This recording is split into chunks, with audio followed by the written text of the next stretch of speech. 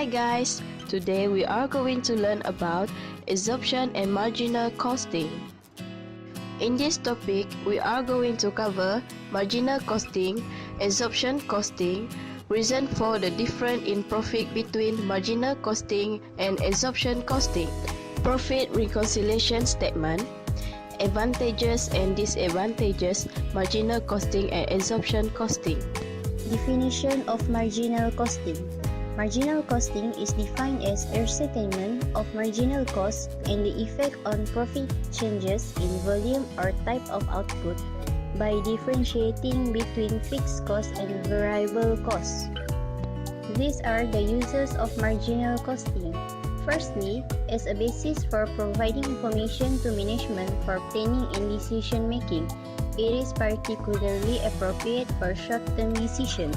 Secondly, it is used in cost accounting system for calculation of cost and valuation of stock. Next is contribution concept. Contribution is difference between sales value and marginal cost, where gross contribution equal to sale less variable cost production. Net contribution equals to gross contribution less other variable costs. Period and product cost under marginal costing. Variable cost of one unit of a product or service, that is, a cost which would be avoided if the unit was not produced. In other words, it may be regarded as total variable cost. It is also concerned with the effect which changes in volume, cost, and price on profit. Also known as variable costing because it only includes variable manufacturing costs in product costing. The fixed manufacturing element was regarded as period cost. This is the statement of profit or loss for marginal costing. Definition of absorption costing. Absorption costing is regarded as a traditional trading profit and loss account. The cost of sales or the value of its inventory includes the fixed manufacturing cost. Under this method, fixed manufacturing was regarded as product cost. In other words, any cost relating to the product in respect of either fixed or a variable was regarded as product cost. This is the statement of profit or loss for absorption costing. In over-absorbed overhead, absorbed overhead are higher than actual overhead incurred, while under-absorbed overhead, actual overhead incurred are higher than the overhead absorbed. Reason for the differences in profit between marginal costing and absorption costing. First, there is different method of stock valuation. Second, there is an opening stock. Third, there is movement of stock. Fourth, the under or above absorption of fixed production overhead under absorption costing. This is the profit reconciliation statement.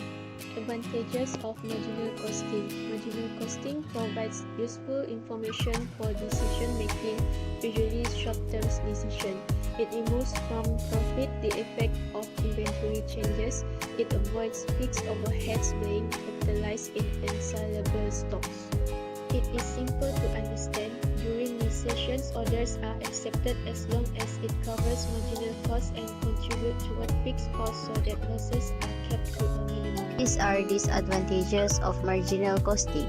By not applying fixed costs to products, it creates a belief that fixed costs have nothing to do with production. Over or under absorption cannot be avoided because the application of variable overhead is based on the estimate.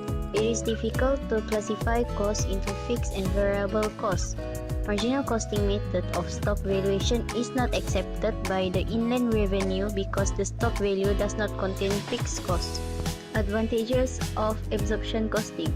It does not understate the importance of fixed costs. It avoids fictitious losses being reported. Fixed production overhead are important to production.